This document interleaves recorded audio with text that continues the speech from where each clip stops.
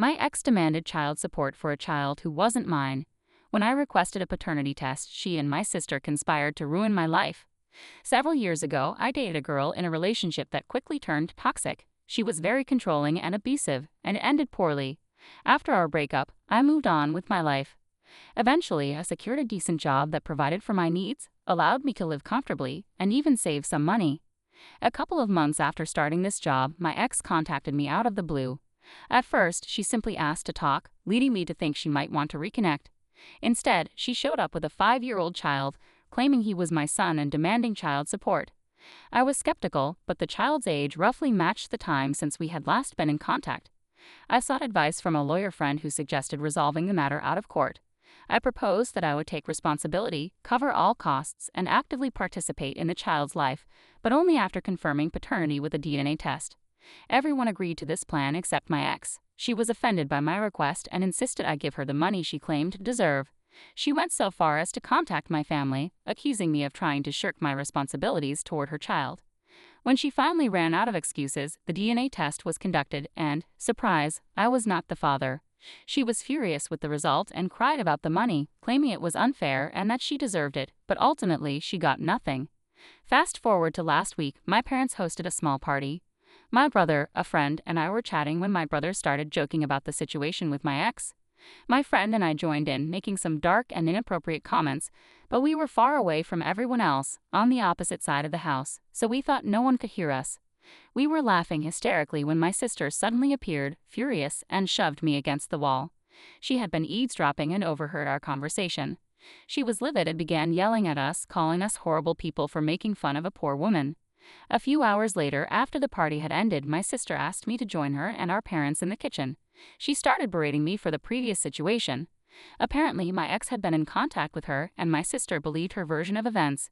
This was her way of staging an intervention. My brother and I were incredulous as she accused me of forcing my ex to be a single mother and claimed I had a moral obligation to help her. My dad chimed in, saying we might have been too cruel with our jokes about my ex, but he agreed that I wasn't responsible for the child.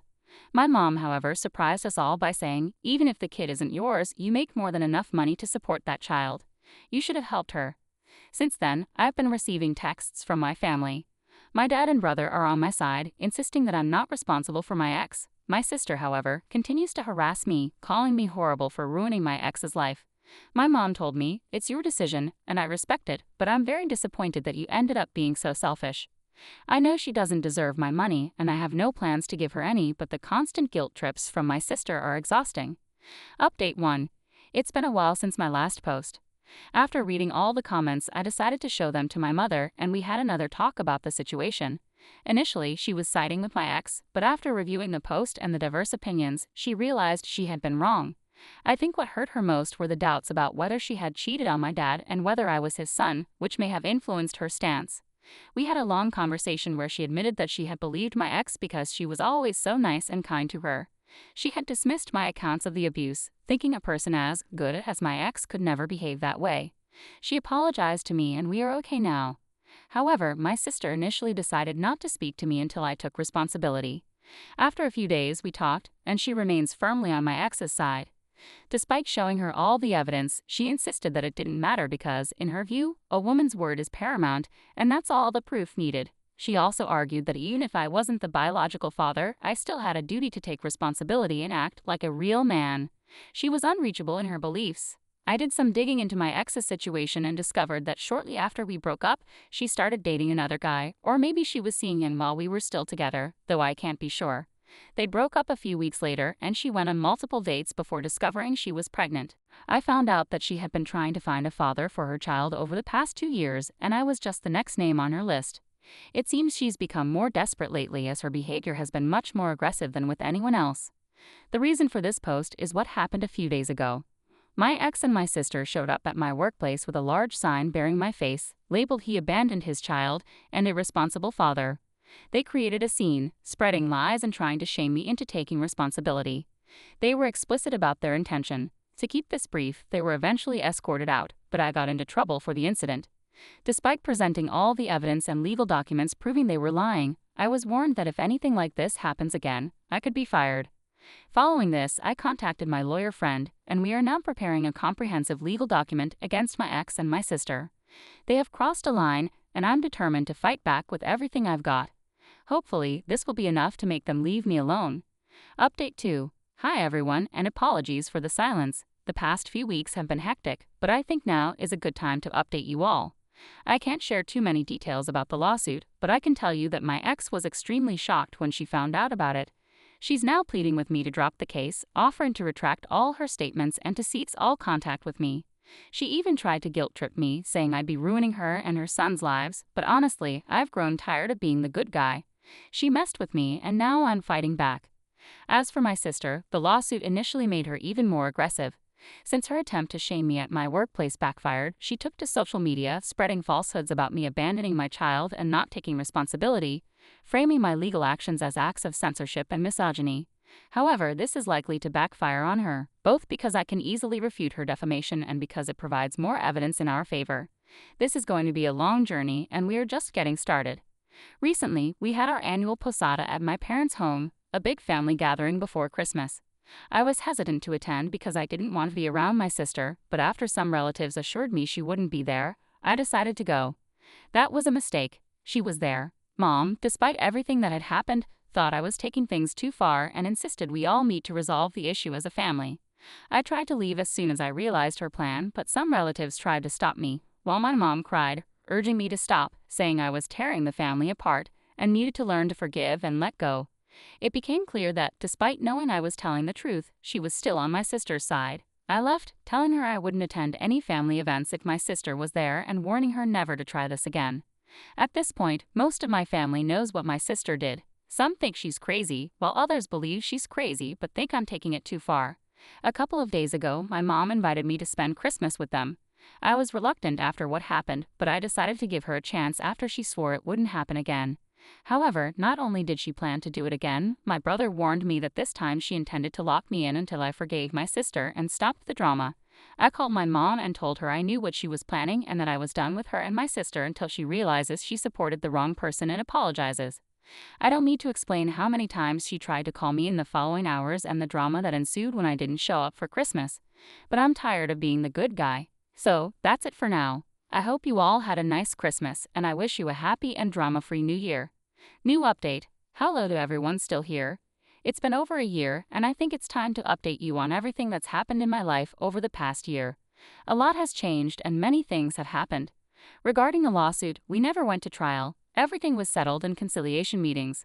My lawyer's strategy was to cover all bases, including harassment, defamation, attempts to jeopardize my job, and parental fraud. Basically everything we could think of. The plan was to intimidate them, and if that didn't work, we had a strong case with multiple charges against my ex and my sister. My sister kept dismissing it as a bluff and continued posting her nonsense on social media. She now regrets it, as every defamatory word she posted against me was used as evidence. My ex, after realizing she was facing significant consequences, withdrew all her accusations and begged for my forgiveness. She agreed to compensate for the damages out of court and distanced herself from the battle, leaving my sister to face the consequences of her actions. When my sister realized the gravity of the situation, that she was alone and facing certain defeat, she panicked. She deleted every post she had made and tried to pretend that nothing had happened, but by then, we had all the necessary backups, screenshots, and recordings. In the final conciliation meeting, she broke down in tears, begging me to forgive her and to stop the legal proceedings. But this was of her own making. She had multiple opportunities to back down, but she kept pushing, and now she had to face the consequences of her own actions. She had to pay me a substantial amount, plus all the legal costs. My mother helped her with the payment, but my dad insisted she repay him over time, leaving her with a considerable debt. For a while, she resented me for what had happened, but eventually, we talked and reconciled. Our relationship is damaged but on the mend. She admitted that, at first, she thought she was fighting for a noble cause, to defend a woman in need. She truly believed she was in the right and expected to win. Her friends supported her, encouraging her to confront me and force me to fulfill my supposed obligations. She was fighting on behalf of other women, and those ideas persisted until the situation became undeniably real. When she realized there was no way she could win, all those girls who had encouraged her vanished. My ex abandoned her, and all the so-called supporters wished her luck and walked away. She had no choice but to surrender. So, that's how things ended with them. For those who wondered, no, my sister and my ex weren't in a relationship. I don't know where my ex is now, and I don't care. She paid what she owed and vanished, and I hope to never see her again. Some people have said I went too far with her, even calling me a monster for allegedly ruining a single mother who was already in trouble. Others claimed I wasn't loyal to my family for taking this issue to such lengths instead of resolving it within the family. At this point, I don't really care anymore. Throughout the months of conciliation, my mom sided with my sister multiple times. She tried to persuade me to stop, from asking me to let it go to guilt-tripping me in every way she could think of. She even threatened to disown me, saying she wouldn't see me as a son anymore and would separate me from the family. But in the end, she couldn't, and she remains resentful. After everything was over, I kept wondering why she acted this way, why she consistently chose everyone else's side over mine. So after seeing many suggestions online, I decided to do the DNA test. After discussing it with my brother and dad, we all agreed it was strange how my mom behaved. My dad had growing doubts to the point where he was convinced she had done something. After some beers, a very difficult conversation, some tears, and the promise that no matter the result, he and my brother would always be my dad and brother, we went ahead with the DNA test. The results confirmed that both of us are his sons. My dad was relieved but also very embarrassed for having doubted his wife's loyalty. He felt deeply ashamed, so we ended up apologizing to her for what we did. As I began to discuss the DNA test, I asked to speak first and apologize to her. That night, we all gathered at my dad's house. We sat around the table, and I started by acknowledging all the fights and tension we had experienced over the months and apologized for it because, after all, she is my mother. However, her behavior had raised many questions and doubts about why she was acting this way, so I suggested we do a DNA test. As soon as I mentioned this, my mom's demeanor changed dramatically. Her face turned bright red and she leaped up from her chair, attacking me by pulling my hair, scratching, and hitting me, screaming, "Why did you do this? I hate you. You had no right." My father and brother intervened, pulling her away from me. She immediately started begging my dad for forgiveness. My dad was shocked and furious when he realized that I was about to apologize to her because the test results confirmed we were his sons. Her reaction was a mix of fear and desperation, and it told us everything we needed to know. I had never seen my dad so angry. She eventually confessed that she had been having an affair for a long time until she got pregnant with me. She never knew if my dad or her lover was the father, as they rarely used condoms and she often allowed him to finish inside her. For all these years, she had been plagued by doubt about who my real father was and she had intended to keep this secret forever. But now she had exposed herself, and everything made sense. That was the reason she always treated me that way, why she always prioritized everyone else's word over mine. Dad threw her out that night, and it wasn't long before the entire family knew the truth.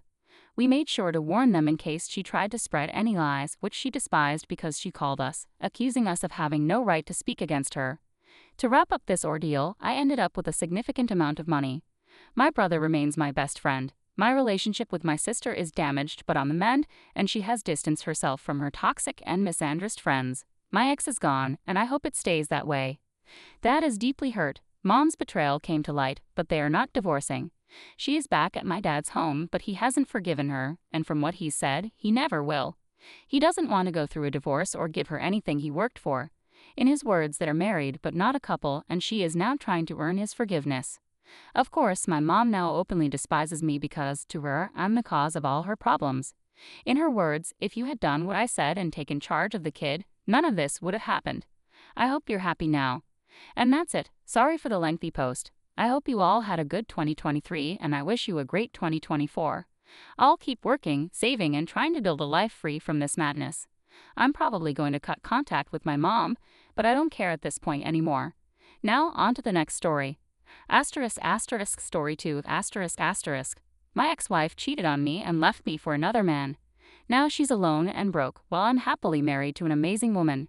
When you marry your spouse, you recite vows like in sickness and in health, for better or worse, and most importantly, till death do us part.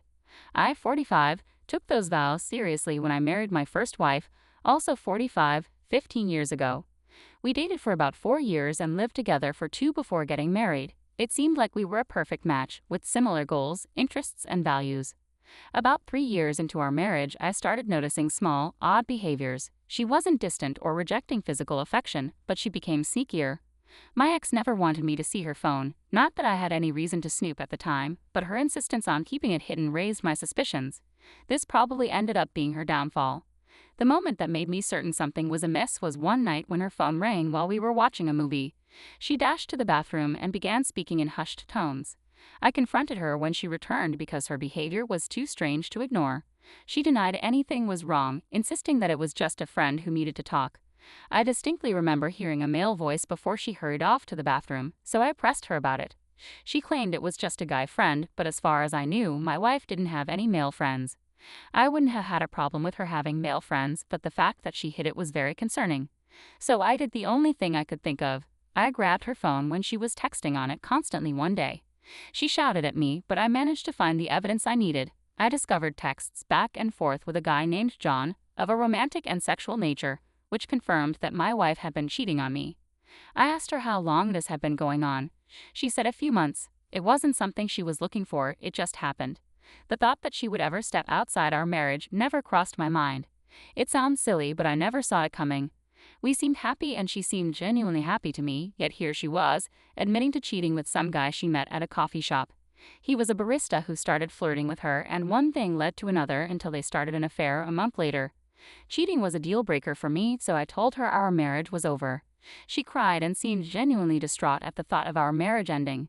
This lasted for a few days until I told her I had gone to a lawyer to start the divorce process. After I told her, she said she never loved me anyway, and that her new boyfriend would make her happier than I ever could. The sudden change in her attitude was shocking. I knew she was just trying to hurt me, so I tried to brush it off. In less than a week, my wife moved out and stayed with her family. I almost wanted to ask why she hadn't moved in with her new boyfriend, but I wanted to make a clean break from her. After the papers were signed, I felt a mix of relief and devastation. I hated that my first marriage ended this way. We were supposed to spend the rest of our lives together. At the time, I was close to turning 35 and facing the end of my marriage. My ex seemed so happy once the divorce was final. She'd post pictures on Facebook with her new boyfriend. Eventually, I had to delete my Facebook because it wasn't healthy for me to constantly obsess over what she was doing. I then focused on myself, working out, pursuing hobbies, and spending time with friends, anything to keep my mind off my ex. The divorce was necessary, but it didn't mean I wasn't hurt by how things turned out. It was entirely my ex-wife's fault. All she had to do was stick to her vows. How hard could that have been? After about a year, I was starting to find a new level of happiness. I wasn't sure what my ex-wife was up to and didn't care. My sister, however, took it upon herself to keep me updated on her. They had mutual friends, so it was easy for her to find out what was going on with my ex. The guy she cheated on me with ended up taking her for all she was worth. He had her paying his bills, giving him money for a business, and the worst part was he had been cheating on her the entire time. I didn't feel any pity for my ex. Now she knew how it felt. How she thought a cheater would be faithful to her was beyond me. She was in a lot of debt now, thanks to giving him so much money. During our marriage, we both had good jobs and decent income. We had long since paid off any debt, so it was a shock to learn that she had ended up in such a bad financial spot. The woman my sister described didn't sound like the ex I knew. It was as if she was an entirely different person. She was so desperate that she had even gone around asking others for money, including my sister. I was surprised she didn't reach out to me, but I had her blocked on all my devices. Since we didn't have any children, there was no reason for us to remain in contact. Once I met my second wife, all thoughts of my ex flew out of my mind. We met at work, and while it's generally not a good idea to get involved with a coworker, I couldn't help myself, and she felt the same way. About a year and a half after we started dating, I proposed. It was quite fast, but it felt right. When we announced our wedding, my ex reached out to congratulate me. I just responded with a smiley emoji because, well, how else do you reply to that? I had no obligation to engage with her, but I wanted to say something just to clear my mind and move on for good. Now at 45, I've been happily married to my second wife for years. Things couldn't be better between us. The last I heard, my first wife was still alone, hopping from one relationship to another. It doesn't look good for her. She's likely to end up alone when she could have had a long-lasting relationship. I guess I should thank her because if she hadn't cheated on me, I never would have met my second wife, who is truly amazing.